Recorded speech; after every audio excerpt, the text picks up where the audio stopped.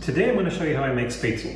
It's one of our favorites that we have with chicken paprikash. We have it with bratwurst. I make it with rouladen. It was also the kids' favorite when they were toddlers. I'd make it for them for like lunch, and they would love just eating it with their hands, and it's great for kids' finger dexterity. So the first thing I want to do is get some water boiling. So let me turn on the stove. And with that heating up, I'm going to mix this up. So I have some flour here, salt, a little nutmeg. I give this a whisk together, and all of this ingredients and amounts, they're going to be down below. And to this, I'm going to add eggs. And this is just kind of a real simple pasta, so it's egg heavy. And it whips up pretty quick. We have found that you can do it with a cutting board. You'll want it to be a little thicker.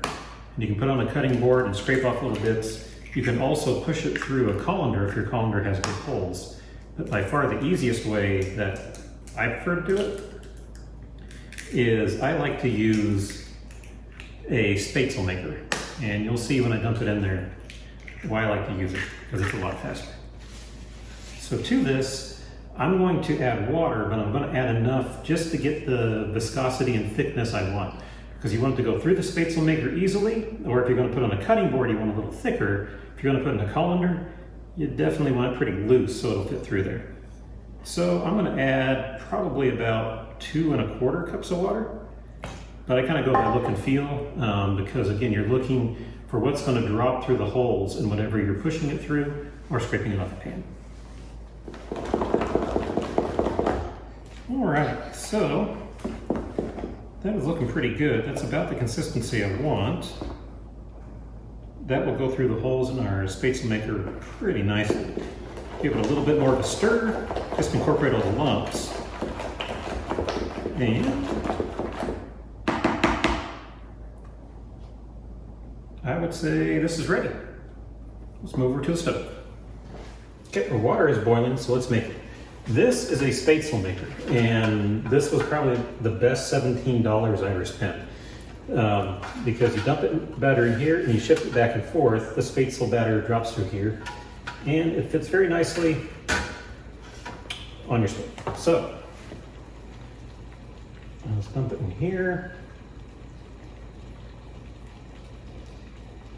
And then, I said you can run it back and forth. And I don't know if you can see on the camera, it's dropping through there. As this goes back and forth, it cuts it off. And then, I'm sure don't make too big of a mess here. You're going to see they're starting to float. When they float, they're actually done. I like to give it just a little bit longer, and sometimes they stick on the bottom. You'll need to give it a little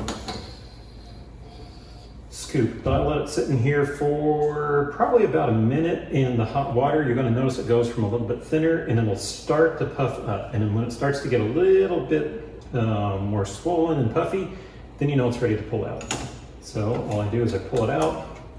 It came with this, which is quite convenient for getting them out. I'll put it into a clean bowl, and we'll go through the rest of our batter. When that's done, what I'm going to do is I'm going to melt some butter, and we'll put some brown butter on it, and it will be ready. All right, so this is the last of the Spaetzle. And if you're wondering why I had the flour out, well, I got it just a little bit thin, so I added 1/4 cup of flour, and that got it to the consistency that I needed. So now, with all of our Spaetzle out of there, I'm going to dump the water, and then I'm going to brown some butter in this pan.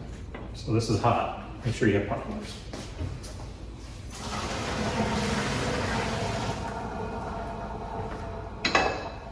And with that out, I'll add some butter. And what we're doing with the brown butter is we're cooking the butter until not till it's burned, but till it's melted, and it's going to get foamy. Then it's going to drop back down, and it's going to start foaming again.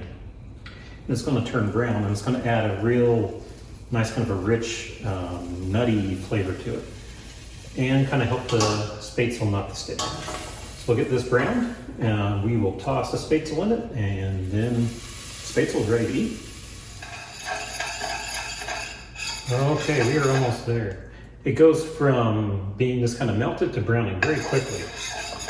So I don't know if you can see in there or not, but we're getting some nice kind of color on there. There's a light brownie. So I can turn the stove off. And I will dump this in. Dump away from you. That's why.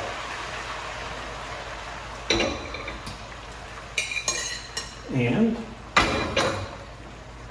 we'll give this a quick stir. Mix it in with all that brown butter on there.